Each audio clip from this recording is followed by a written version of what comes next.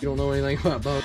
Hey guys, so I was gonna do a quick video today showing you my sender around. Thought I'd do a quick video on that. I use a different one for the top of the platform, but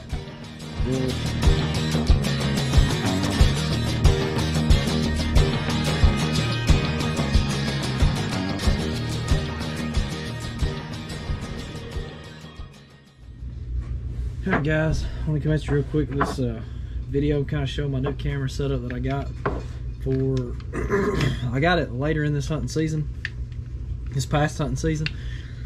I was self-filming turned out to be a whole lot harder than what I thought it was going to be. I started out trying to do it on an old digital camera that belonged to my wife. This is one she didn't use anymore, and she told me to take it because it did video and all that.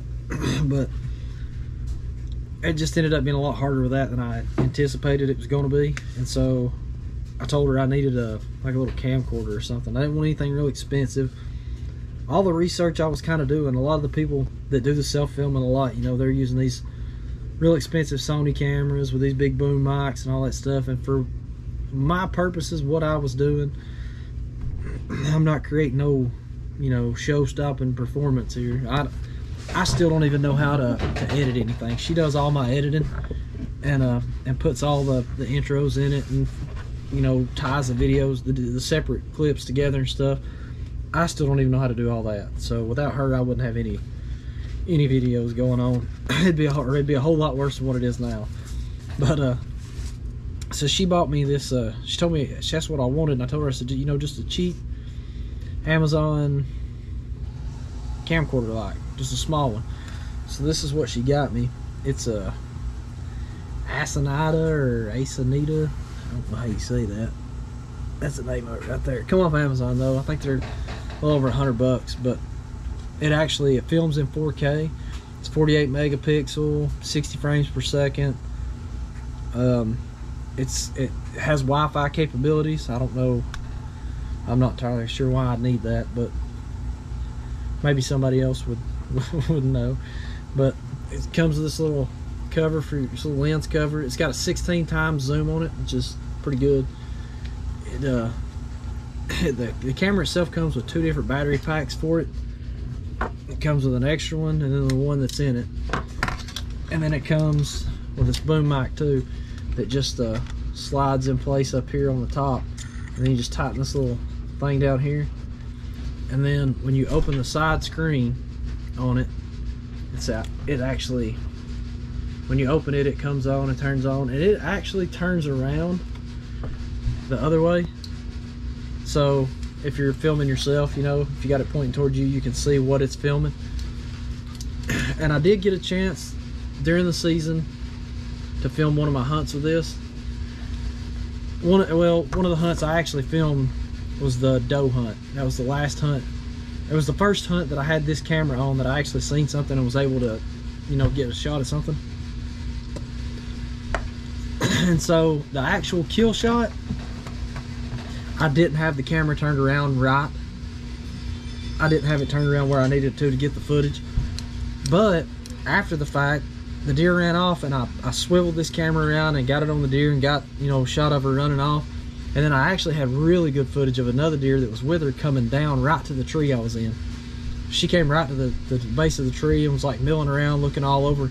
For like 10 minutes, this deer was under me, just right on top of me, just looking around because she didn't know what had happened. And so I had a lot of really good close-up footage with her. I'd zoomed in, you know, watching her, stuff like that. And the camera done really good, and it had really good footage. Now, it ended up not going into the video for that doe hunt because my wife was sick at the time, and I was trying to figure out how to edit it myself so I wouldn't have to bother her.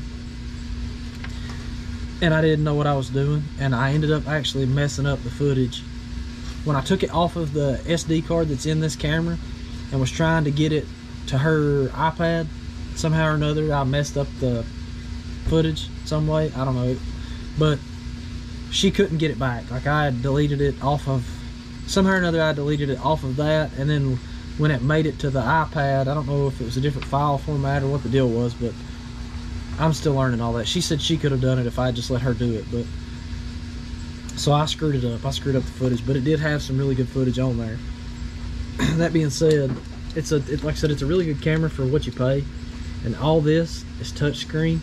Like let me see if I can show you this. So the menu function on here, it's all touchscreen. Like you push down here in the corner, and it'll bring up your menu options and all that stuff. There's just different things you can change on here. I don't have any footage to play back on it, but that's what that is.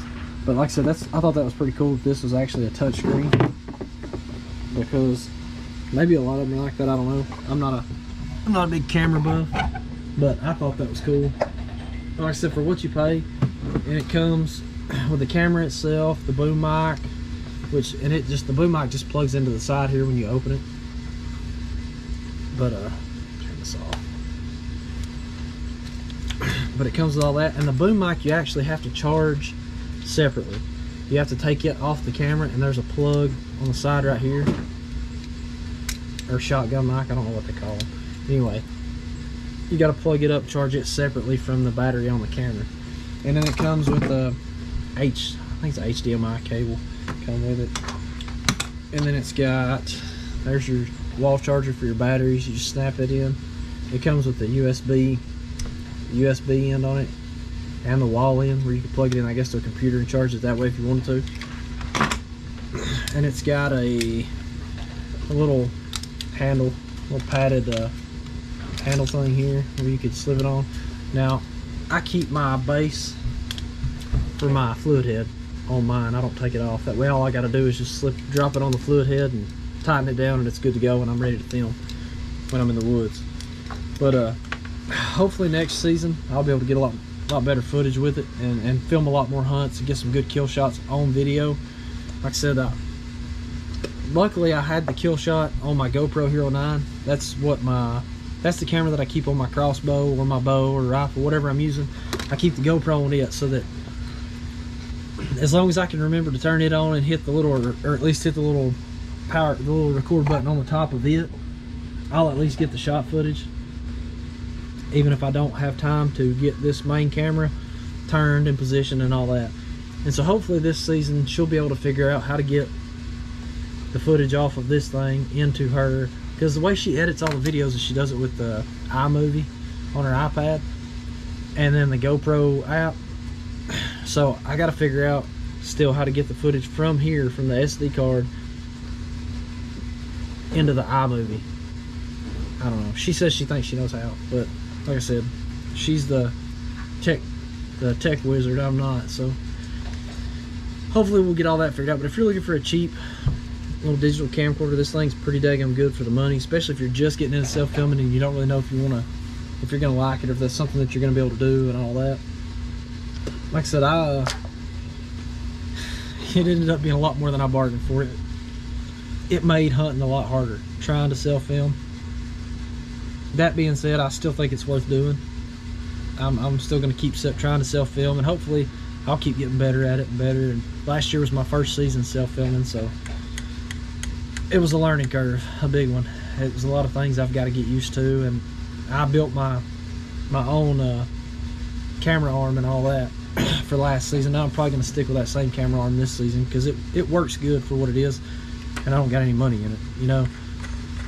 And so that's where I'm at on that. Like I said, I haven't done a review on this little camera yet, so I wanted to talk to you guys a little bit about that and give you, if you are thinking about self-filming and you don't want to spend $1,000 on a camera and all that, these little Amazon cameras, a little cheap. I mean, you just got to look at what they offer. Like, some of them are only 30 frames per second cameras and stuff like that. They're not as good, but this one was actually the 4K camera and the 60 frames per second and all that. And it was decent for the money you pay. It's a daggum good little camera.